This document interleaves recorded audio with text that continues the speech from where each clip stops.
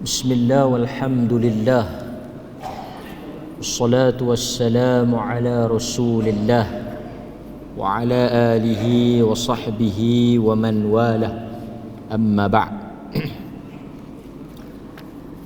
Tuan-tuan muslimin muslimat yang dirahmati oleh Allah subhanahu wa ta'ala, kita bersyukur kerana pada malam 9, berarti kita sudah berada pada hari yang ke-10 Zulhijjah. Tuan-tuan, maka berakhirlah puasa Arafah bagi mereka yang melakukan atau menunaikannya pada hari ini. Satu perkara yang kita semua patut berasa sedih apabila kita berada pada hari yang ke-10 ini, telah selesailah apa yang disebut oleh Nabi sallallahu alaihi wasallam, ma min ayyam ahabbu ila Allah. Tidak ada hari yang lebih dicintai oleh Allah, yang paling disukai oleh Allah, nak dibandingkan dengan 10 yang akhir, 10 yang awal di dalam bulan Zulhijjah ini. Dan besok tuan-tuan merupakan hari yang terakhir lah. Kita berada dalam 10 yang paling dicintai oleh Allah subhanahu wa ta'ala. Jadi mudah-mudahan tuan-tuan masih berbaki beberapa waktu untuk kita memanfaatkan apa sahaja kebaikan yang boleh saya dan tuan-tuan kita lakukan. Mudah-mudahan Allah subhanahu wa ta'ala menerima amalan kita sepanjang 10 hari yang terbaik yang disebut oleh Nabi sallallahu alaihi wasallam di dalam hadis baginda. Malam ini juga tuan-tuan, kita semua bersiap sedia untuk melakukan ibadah yang besar besok pagi selepas daripada salat sunat Aidil Adha. Jadi pada malam ini saya tidaklah bercadang untuk berkuliah sangat, tapi lebih kepada sekadar berkongsi beberapa ayat Al-Quran dan hadis sebagai pembakar semangat dan juga untuk menambahkan lagi momentum kita melakukan ibadah pada esoknya.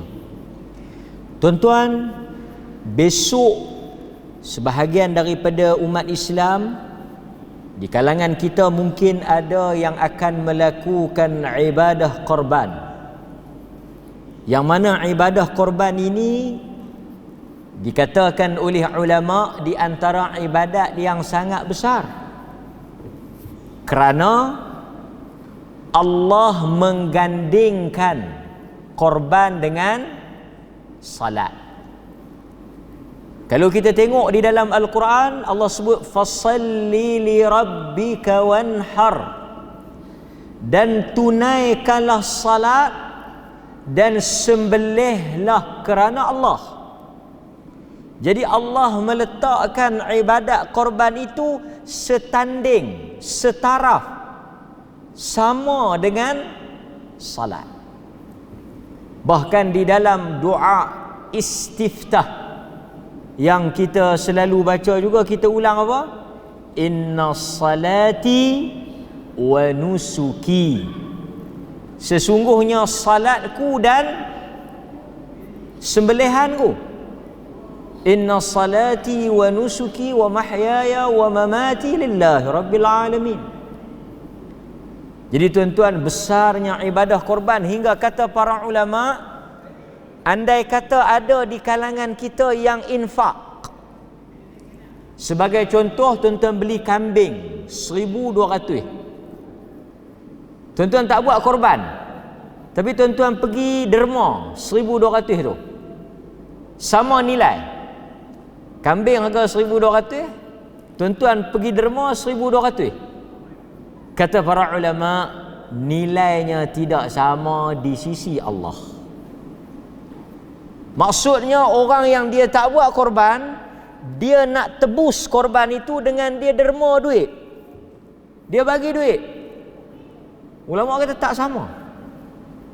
Bahkan kalau kita tengok dalam hadis Nabi yang dijadikan dalil oleh ulama yang mengatakan wajib, Nabi kata fala yaqrabanna, jangan dia dekat dengan masjid kami. Jadi kesemua dalil-dalil itu menunjukkan kepada kita besarnya ibadah esok.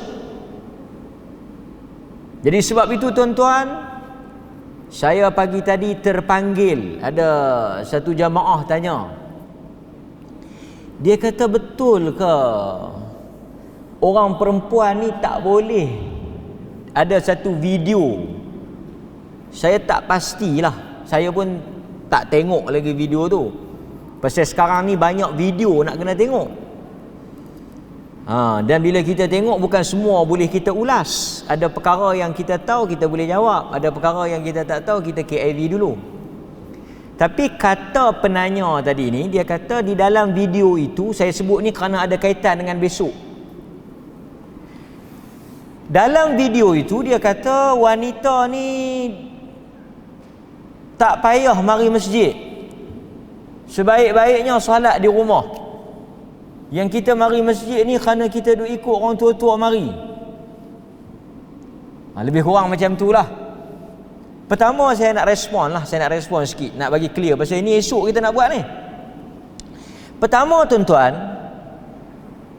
ulama memang sepakat, boleh dikatakan setuju, wanita afdal salat di rumah jika merujuk kepada salat fardu.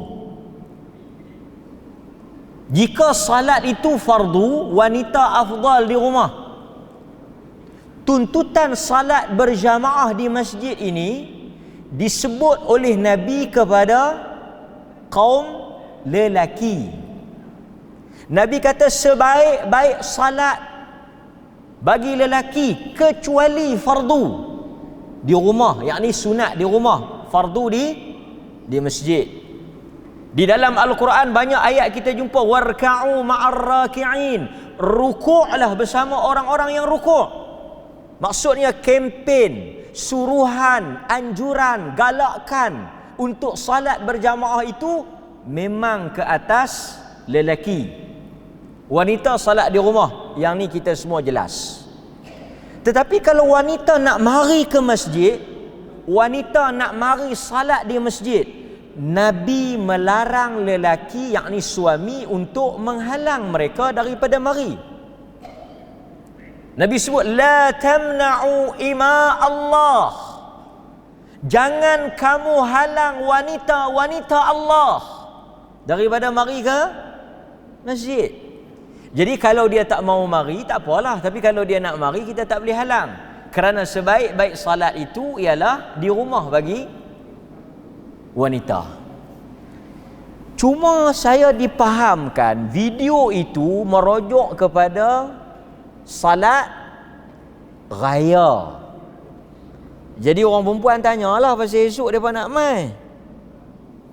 Tuan-tuan,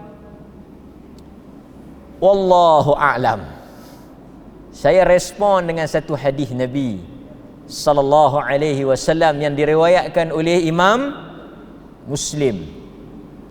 Jadi tuan-tuan tolong ingatlah, esok tuan-tuan nak pi, kok orang tak bagi pi, tuan-tuan ingat hadis ni. Kan? Hadis riwayat Imam Muslim daripada sahabat Ummu Atiyah. Tuan-tuan ingat nama sahabiah ni. Sahabiah ni nama dia apa? Sahabiah ni nama Ummu Atiyah. Ummu Atiyah. Apa dia kata dalam hadis tersebut yang sahih Muslim tu? Kata Ummu Atiyah, Rasulullah amarana, Rasulullah memerintahkan kami untuk keluar beramai-ramai pergi ke masjid, musalla. Kerana Nabi ni bila dia salat, dia buat di musalla. Musalla ni maksudnya tanah lapang lah. Sebahagian ulama kata, sebahagian ulama kata apa? Masjid Nabi, kalau kita semayang berapa dapat pahala? Masjid Nabi 1,000 kan? Masjidil Haram 100,000, Masjid Nabawi 1,000, Masjid Aqsa 500. Ulama kata masjid Nabi yang 1,000 fadilat dia 1,000 apa? 1,000 kali salat tu ditinggalkan oleh Nabi, dia pergi salat di tanah lapang yang tak 1,000 tu. Apa poin dia? Semayanglah masjid Nabi 1,000. Semayang di tanah lapang tak ada 1,000 tu. Tapi Nabi semayang raya di mana? Di tanah lapang. Menunjukkan apa? Apabila mari kepada salat raya, afdalnya, sebahagian fuqaha kata, di tanah lapang, musalla. Dan alhamdulillah di Perlis ni ada beberapa masjid yang menghidupkan sunnah ini. Apa tujuan kita buat di tanah lapang? Ulama kata salat raya ni salah satunya untuk izhar, untuk kita menampakkan syiar. Maksudnya bila kita salat di tanah lapang, ramai orang keluar, orang bukan Islam akan nampak syiar ni, nampak lambang ni. Jadi pasal itu Nabi salat di tanah lapang, nak menzahirkan syiar, supaya orang nampak ini syiar orang Islam. Setengah-setengah tempat tuan-tuan kita nak salat pun tak boleh. Kan? Di negara-negara orang bukan Islam kita kena salat dalam keadaan tertutup. Sebahagian tempat puasa pun tak boleh. Di sesetengah tempat negara yang orang Islam sikit, nak sembelih korban pun tak boleh. Dan ada tempat yang bunuh orang Islam. Yang bunuh orang Islam kerana apa? Kerana melakukan ibadah korban. Bagi dia binatang tu suci, kan? Ini video, ada video. Tapi kita esok, alhamdulillah duduk di negara orang Islam, boleh buat syiar. Pasal itu kita syiar. Cuma saya pun nasihat diri saya lah, video-video yang agak ekstrim, waktu kita duduk sembelih tu, kita tak payah duduk viralkan lah. Kerana dalam keadaan orang salah faham, dalam keadaan orang fitnah, tuduh macam-macam ni, kita mungkin kita boleh tunjuk ibadat korban, orang ramai pergi buat ibadat korban, tapi tak sembelih-sembelih ni, ini menjadi poin untuk walaupun dia kata ni kita nak tunjuk syiar ni, kita nak tunjuk syiar ni, kita nak sembelih ni syiar orang Islam. Tapi Nabi juga meraihkan persepsi orang. Pasal itu Nabi kata apa? Kalau tidak kerana umat ini baru masuk Islam, aku akan runtuhkan Kaabah ini, aku akan buat Kaabah lain. Kaabah Nabi Ibrahim 2 pintu. Kaabah Nabi Ibrahim ni lagi besar. Pasal itu hijir Ismail tu dalam Kaabah. Panjanglah kalau nak cerita Kaabah kan. Tapi Nabi kata kalaulah tak jadi isu, kalau runtuh ni kontroversi, Nabi dah perban lah. Tapi pasal apa Nabi tak buat lain, biar macam tu? Kerana nak mengelakkan persepsi negatif, nak mengelakkan satu pandangan yang tak berapa nak harmoni, jadi orang akan jadi isu. Nabi kata biar pilah satu-satu pintu. So kita nak kena jaga juga sensitiviti persepsi ni, kan? Itu antara perkara yang perlu kita pertimbangkan lah. Bila saya tahu esok ni akan penuh laman-laman sosial, media sosial dengan gambar. Hari ni pun ada dah pergi bertangkap gambar dengan lembu. Esok pun ada nak pergi tangkap gambar dengan lembu, kan? Jadi kita orang Islam ni, kita cuba gambar-gambar yang kita tapih elok-elok sikit, kan? Itu sedikit nasihat untuk saya lah. Baik, berikutnya saya sebut tadi hadis Ummu Atiyah tu kata apa tuan-tuan? Ini juga saya nak kempen pada kita semua esok. Oleh kerana esok kita dah boleh keluar ramai-ramai pergi salat, mailah kita bawa semua anak-anak kita, ahli keluarga kita. Sebab Ummu Atiyah kata Nabi suruh wanita-wanita yang apa dia? Awatiq. Nabi kata al-awatiq, wanita-wanita anak dara pingitan. Anak dara yang tak pernah keluar rumah tu. Anak dara dulu tak pernah keluar rumah. Anak dara lah tak pernah balik rumah. Anak dara dulu al-awatiq. Depa malu nak keluar, depa tak keluar. Anak-anak dara orang dulu-dulu mana keluar? Sangat, orang kata apa, terjaga, sangat terpelihara. Kalau dia nak keluar mana-mana pun dia keluar dengan pak dia. Sebab itu bila dia kahwin tu dia tengok dia jadi satu macam. Dia sangat malu. Pasal tu bila orang tanya dekat Nabi macam mana nak tahu anak dara ni setuju tak setuju, Nabi kata as-sumt. Nabi kata diam itu tanda dia setuju, kerana dia terlalu malu. Dia tak boleh keluar, dia malu orang tengok dia. Jadi Nabi kata yang tu membawa al-huyab,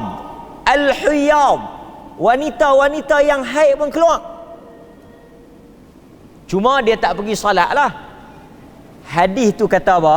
Hadis tu kempen seluruh orang Islam, seluruh ahli keluarga, anak, ibu bapa, wanita, anak dara, anak lelaki, anak apa, semua kita bawa. Apatah lagi esok merupakan hari besar orang Islam.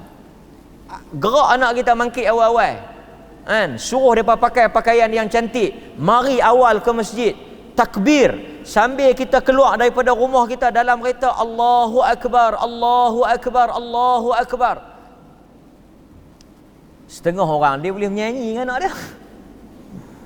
Dia boleh menyanyi dengan anak dia. Dia menyanyi, anak dia sambung. Happy family. Okeylah, tak apalah. Itu juga satu satu cara nak rapatkan ukhuwah. Tapi apakah salahnya kalau kita bertakbir satu keluarga? Malu ke orang? Itu masalah dia. Mau kalau menyanyi tak malu. Nyanyi melalak tak malu, tapi mau takbir segan ke orang, malu ke orang. Lepas tu bila dia main masjid, dia tak takbir, dia duduk sengak tengok telefon. Asal hari kita banyak bertakbir. Allahu Akbar, Allah.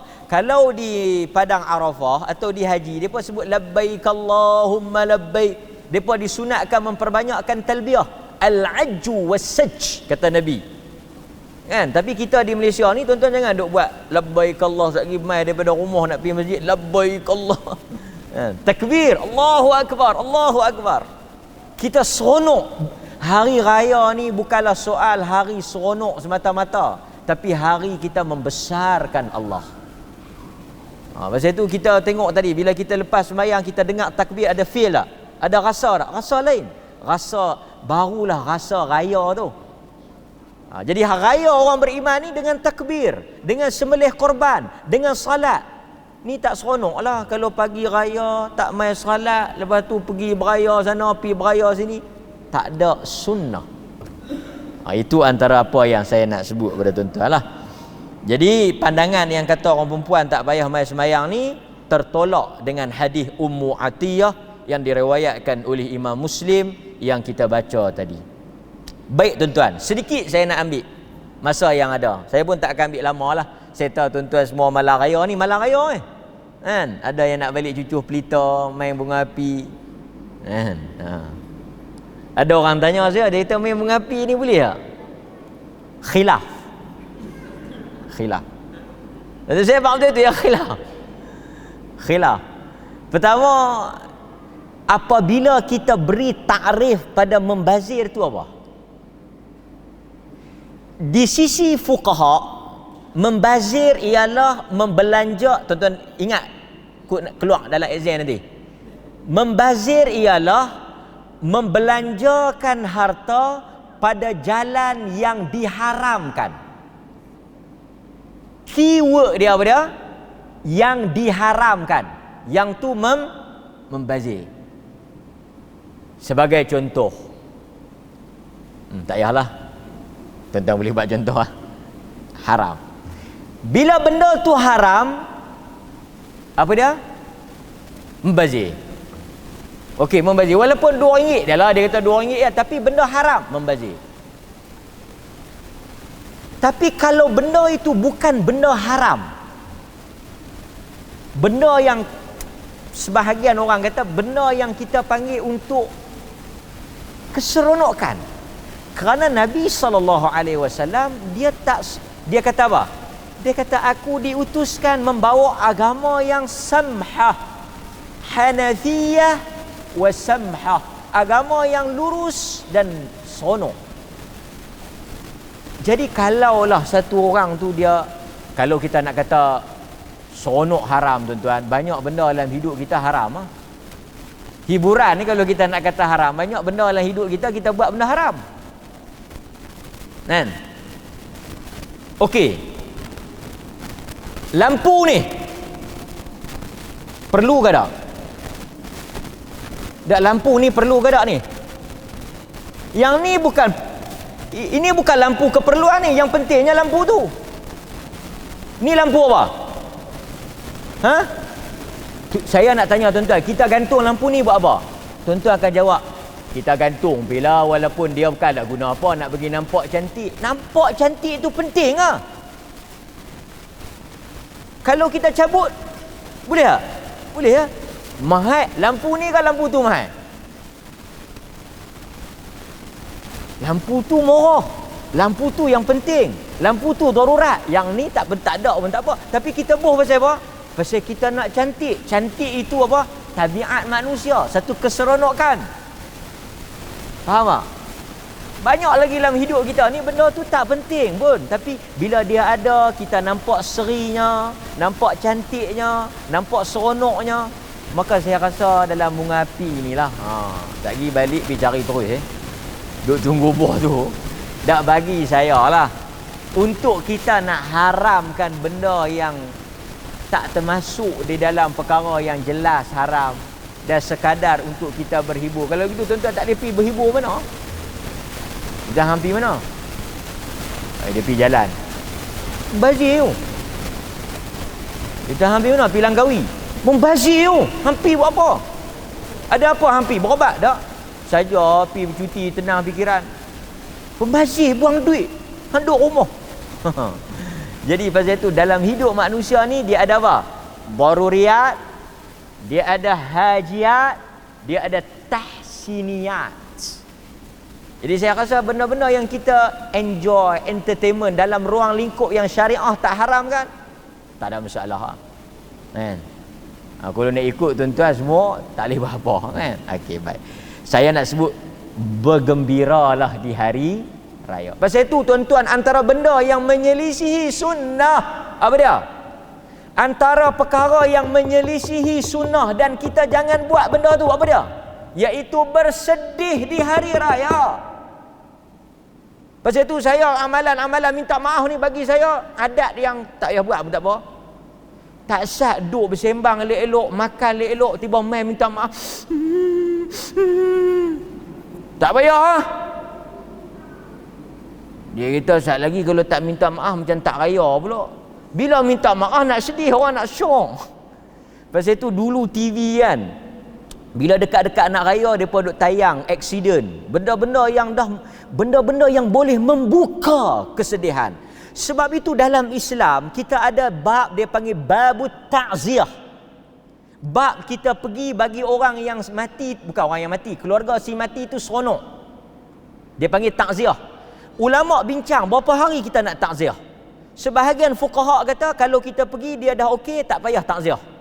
Kita pergi tengok dia pun dah okey, dah sembang elok apa semua, tak payah timbulkan isu tu. Kerana perbuatan kita bercakap tentang kematian itu mengembalikan semula kesedihan, itu dilarang oleh agama.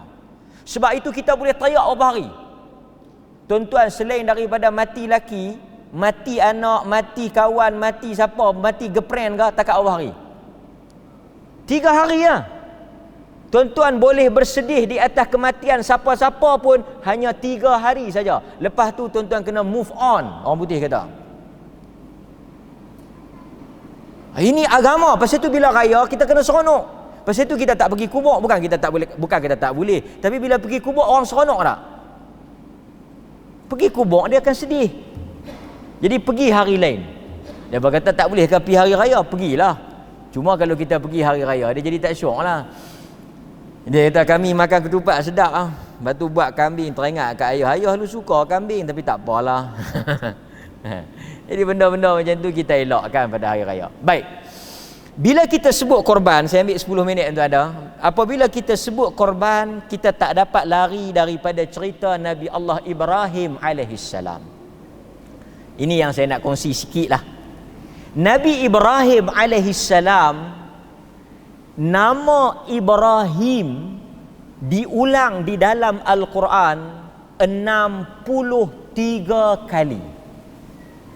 Sangat banyak perkataan wa idza qala Ibrahim, perkataan Ibrahim, wa idz yarfa'u Ibrahim. Berapa kali Quran ulang?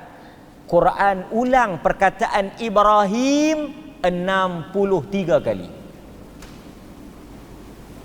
Besar tak Ibrahim? Besar. Satu-satunya Nabi yang Allah Ta'ala sebut, dia wattakhadha, dia telah ambil Ibrahim Khalil sebagai kekasih dia. Sebab itu Ibrahim digelar apa? Khalilullah. Ada orang nama Khalilullah. Apa makna Khalil? Khalil, kekasih. Bila kita kata Khalilullah, kekasih Allah. Siapa kekasih Allah? Kekasih Allah Ibrahim alaihissalam. Baik. Tuan-tuan, besarnya Nabi Ibrahim ni, ada puluhan rasul, ada ratusan nabi, bahkan ratusan ribu nabi. Walaupun hadis 124,000 tu tak sahih. Ada banyak nabi. Tapi Allah bila kita sebut dalam salawat, kita tak kata kama sallaita ala Sulaiman, kama sallaita ala Musa, kama sallaita ala Isa, kama sallaita ala Yahya. Kita kata kama sallaita ala Ibrahim. Boleh tak kita nak tukar? Nabi juga tak boleh. Besar Ibrahim. Quran kata Ibrahim ummah, dia itu umat. Daripada Ibrahim alaihissalam itu lahirnya para anbiya. Daripada Ishaq lahirnya Yaqub. Daripada Yaqub lahirnya Yusuf. Daripada Ismail lahirnya Nabi sallallahu alaihi wasallam. Pasal itu orang Arab ni daripada susur galur Ismail. Dan tuan-tuan kena ingat, Nabi Ibrahim tu sendiri dia bukan Arab. Pasal itu perkataan Ibrahim bukan kalimah Arab. Termasuk Ismail tu bukan kalimah Arab. Ishaq juga bukan kalimah Arab. Pasal itu Ishaq, Ismail, Sulaiman, Daud itu bukan daripada kalimah Arab. Tapi kita boleh bubuhlah nama anak kita. Pasal itu saya kata nama orang tidak semestinya Arab. Tuan-tuan buh nama bukan bunyi Arab. Boleh tak? Boleh ya. Tu yang tuan-tuan buh nama Daud tu bukan nama Arab. Daud bukan Arab. Tapi ada dalam Quran. Dalam Quran memang ada lah. Tapi nama itu asalnya nama bahasa Ibrani kan. Bukan Arab. Baik. Nabi Ibrahim alaihissalam, dia merupakan manusia yang pertama melakukan ibadah korban. Dia yang menyembelih kambing sebagai korban. Jadi sebab itu kalau kita baca tentang korban ni, kita tak boleh lari daripada Nabi Ibrahim. Dan Nabi Ibrahim ni, bila kita baca sirah dia, dia satu orang manusia yang tidak pernah berhenti daripada susah. Daripada dia muda, tuan-tuan tengok, siapa diakah Nabi yang nak dicampak ke dalam api? Bukankah itu Nabi Ibrahim? Yang dibuang oleh kaum dia, yang berlawan dengan bapa dia, Nabi Ibrahim. Sebab itu bila kita baca Nabi Ibrahim ni seorang Nabi yang tidak sunyi daripada episod duka lara. Okey. Di dalam Al-Quran, Allah Ta'ala cerita tentang doa Nabi Ibrahim ketika mana dia minta untuk dapat anak. Dia tak ada anak. Masa dia dapat Ismail, umur dia dalam sebahagian riwayat ahli sejarah 80 tahun. Maksudnya lama lah baru dia dapat anak. Orang yang tak ada anak ni ujian, tuan-tuan. Sebab itu Allah Ta'ala ajar kepada kita bila kita nak anak, disuruh kita istighfar. Allah kata dalam Al-Quran, fakultu astaghfiru rabbakum. Ini tuan-tuan ajak anak-anak tuan-tuan yang mana mungkin belum rezeki dia dapat, suruh dia banyakkan istighfar. Ini anak tak dapat, hang beli tiket feri 2. Dia balik dia tak dapat anak, dia suruh pergi beli tiket feri, pergi mana? Pergi berendam ayam dayang bunting. Apa punya khurafat lah. Ajar anak tu, bila anak tu balik mai dia kata, mak kami 5-6 tahun ni tak ada doa apa-apa ke? Istighfar. Allah kata, faqultu astaghfiru rabbakum innahu kana ghaffara yursilis samaa'a 'alaikum midrara wa yumdidkum bi amwalin wa banin. Quran kata dengan istighfar itu Allah Ta'ala turunkan hujan, Allah Ta'ala banyakkan harta, Allah Ta'ala ramaikan anak. Istighfar. Jadi Nabi Ibrahim ni dia tak ada anak, Allah uji dia.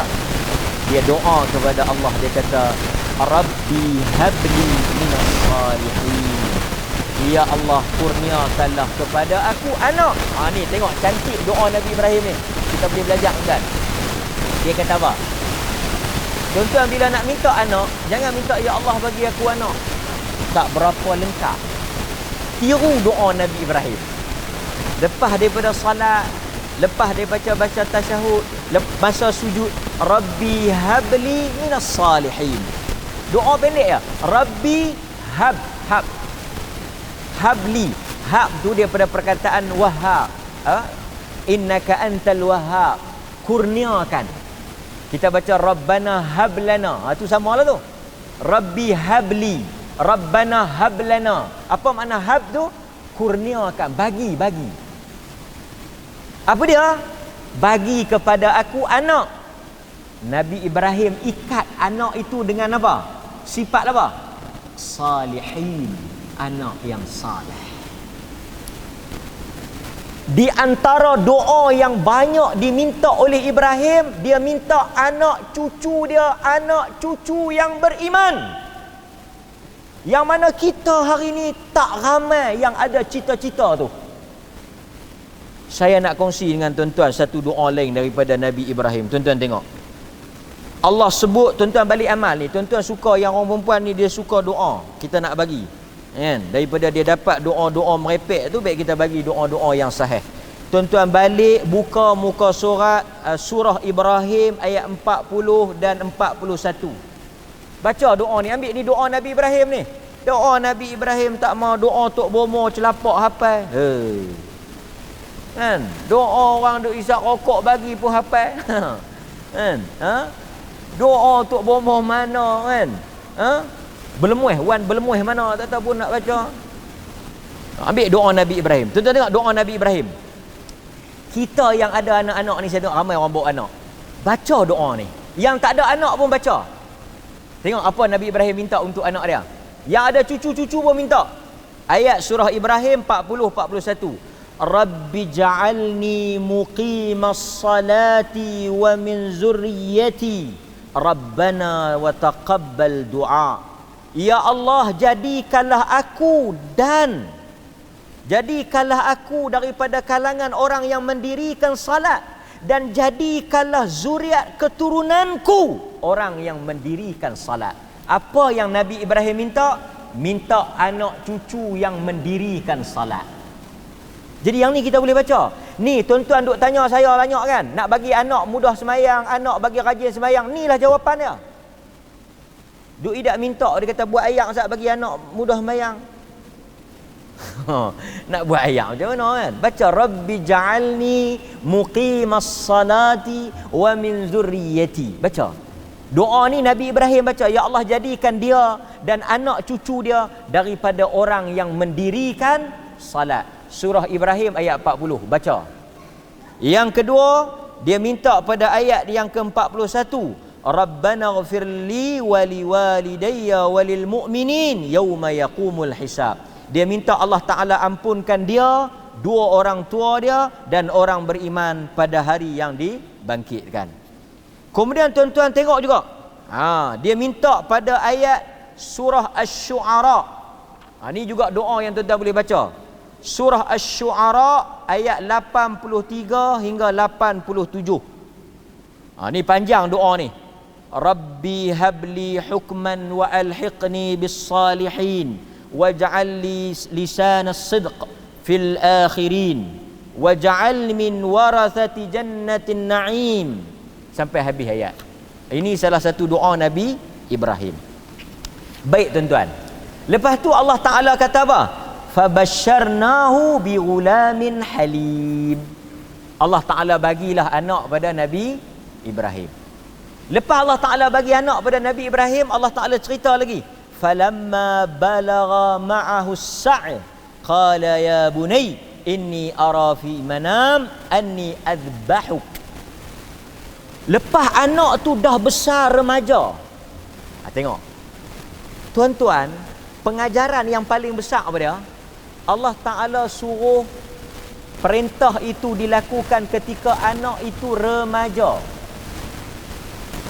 Ulama tafsir kata umur itulah umur yang paling matang dan paling dicintai oleh seorang ayah. Siapa-siapa yang jadi ayah mesti faham. Tuan-tuan, anak yang paling bernilai ni apabila dia jadi orang muda. Pasal masa tu lah kecil-kecil ni, saya budak ni. Tak suruh sembelih apa aku sembelih sungguh lagi. Tapi bila budak itu besar, budak itu sudah boleh berdikari. Falamma balagha, apabila dia telah sampai pada satu umur yang dia boleh buat kerja, satu umur yang dia boleh diharapkan. Tuan-tuan, apabila anak tu jadi harapan, anak tu boleh tolong kita, masa tu Tuhan minta. Sebab itu ulama-ulama kata apa? Ajaran yang kita boleh ambil daripada cerita Nabi Ibrahim, yang esok masa tuan-tuan sembelih tu, tuan-tuan kena hayati pengajaran ni. Apa dia tuan-tuan? Iaitu apabila kita ikut perbuatan Nabi Ibrahim, kita sembelih korban kita esok, tuan-tuan akan pergi tengok apa yang tuan-tuan akan buat esok. Pertarungan perasaan. Pasal apa Allah Ta'ala suruh Nabi Ibrahim sembelih, dan last sekali tak jadi sembelih? Pasal apa? Letak nak sembelih dah, lepas tu baru Allah Ta'ala tukar. Jawapan dia adalah apa dia? Jawapan dia ialah korban bukan soal daging, korban bukan soal duit, korban bukan soal lembu kebau tu, korban soal pertarungan perasaan. Sebab bila kita nak korban, kita kena buat apa? Kita kena keluar duit. Dan korban ni tuan-tuan tengok, bukan ulama, Nabi kata apa yang tak boleh buat? Tuan-tuan tengok, Allah tak bagi jual. Bila kalau kita boleh jual, saya ingat kalau kata daging korban boleh jual, sekok dia ambil. Dia duk fikir lagi, kalau aku ambil kambing sekok ni, nak makan pun tak akan banyak mana.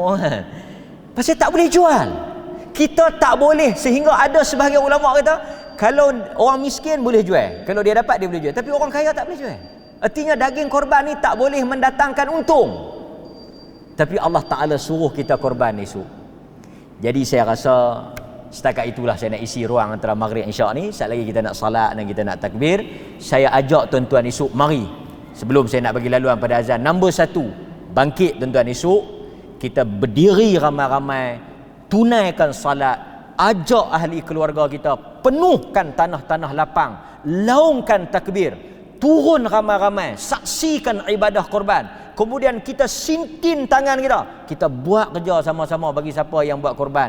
InsyaAllah di akhir nanti kita akan baca satu doa Nabi Ibrahim, Rabbana taqabbal minna innaka antas samiul alim. Bila kita tengok daging itu memancutkan darah dia, lembu tu tumbang, kita bukan bangga duit kita, kita bukan bangga daging kita bangga kita berjaya bertarung dengan perasaan sayang kita berjaya tumpaskan nafsu kita kerana menjunjung titah perintah Allah. Itu maksud kepada korban Ibrahim alaihissalam. Bila dia nak sembelih, dia letak pisau di leher anak dia, Tuhan kata cukup, kami dah dapat, kami dah uji dah selesai, kami tukar kambing. Tuhan bukan nak tengok sembelih tu, Tuhan pun tak mau dia sembelih tu, tapi Tuhan nak tengok perasaan dia. Mudah-mudahan tuan-tuan dan saya esok dapat menghayati. Ramai orang sembelih kambing, sembelih lembu, dia tak dapat korban Ibrahim alaihissalam. Wassallallahu ala nabiyyina Muhammad wa ala alihi wasahbihi wasallam. Alhamdulillahi rabbil alamin. Mudah-mudahan Allah menerima korban saya dan korban tuan-tuan. Taqabbalallahu minna wa minkum. Taqabbal ya karim.